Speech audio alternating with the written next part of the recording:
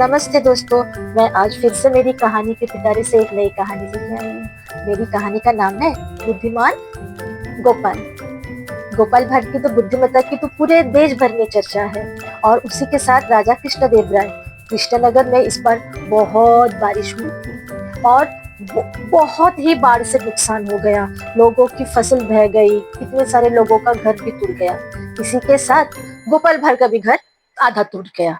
गोपाल की बीवी गुस्से में झुंझलाते हुए गोपाल से बोली, देखा अपना घर टूट गया है, जाओ तुम्हारे महाराज से बहुत सारे पैसे लेकर आओ और अब की बार जब मकान बनाओगे तो 2 मंजिले मकान बनाना।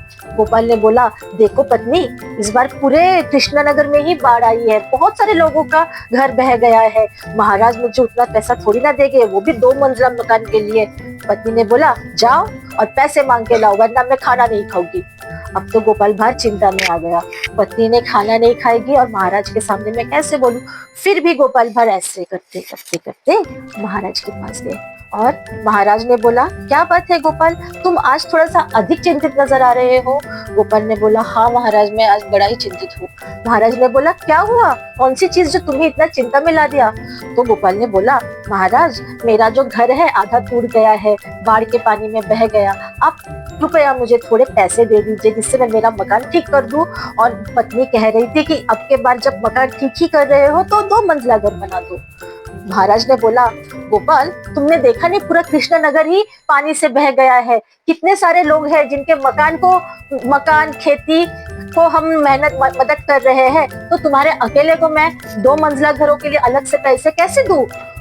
और ऊपर से तुम्हें तो मालूम है ना, मुर्शिदाबाद के जो नवाब है उनको भी तो मुझे टैक्स भरना पड़ता है। गोपाल ने बोला, नहीं महाराज, मेरी पत्नी ने कहा है मैं खाना नहीं खाऊंगी।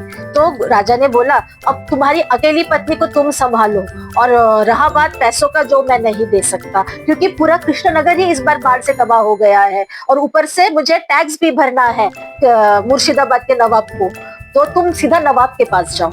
तो गोपाल की जो बुद्धिमत्ता की चर्चा नवाब के पास तक थी, तो इस बार गोपाल नवाब से मिलने गए मुर्शिदाबाद में और बोला कि नमस्ते नवाब जी। तो नवाब ने बोला, बोलो गोपाल, आज क्या बात है जो तुम्हें आज मेरे दरबार में ले आई। तो गोपाल ने बोला, नवाब जी इस बार आपको तो मालूम ही है कि मेरा घर और कृष्णनगर के काफी घर पानी में बह गए हैं, फसल भी बर्बाद हो गई है, क्या आप मुझे थोड़े से पैसे दे सकते हो तो जिससे मैं मेरा 2 मंजिला मकान बनाऊंगा और मेरे कृष्णनगर के लिए इस बार थोड़ा सा टैक्स कम कर दीजिए। तो नवाब ने बोला, ऐसे तो हो नहीं सकता, कितना टैक्स कम करूंगा और पैसे मांग रहे हो वो भी 2 मंजिला घरों के लिए। तो नवाब ने बोला, नवाब सोच रहे थे, सोचते सोचते उन्होंने गोपाल को बोला, एक शर्त में मैं तुम्हें पैसे दे सकता हूँ, अगर तुम कल के अंदर मेरे घर में बिना सीढ़ी और बिना रस्सी के चढ़ सकते हो तो गोपाल ने बोला, ऐसे कैसे पॉसिबल है, बिना रस्सी और बिना सीढ़ी के मैं 2nd फ्लोर में कैसे चढ़ सकता हूँ। महाराज ने बोला, यही अगर शर्त, अगर तुम बिना रस्सी और बिना सीढ़ी के अगर 2nd फ्लोर में चढ़ सकते हो तो मैं इस बार कृष्णनगर के लिए कर्ज माफ कर दूंगा और तुम्हारे 2 मंजिला घर के लिए पैसे भी दे दूंगा।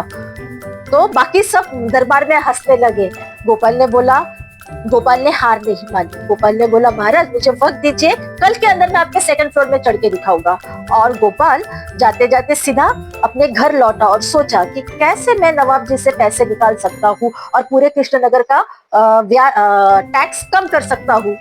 तो तब गोपाल की बुद्धि में एक सुंदर बात आई और गोपाल ने बोला, चलो। उन्होंने क्या किया, एक हाथी का इंतजाम किया, एक माहूत के पास गए कि मुझे कल के लिए तुम्हारा हाथी आप दो, मैं जो भी पैसे दे दूंगा। हाथी तो मिल गया।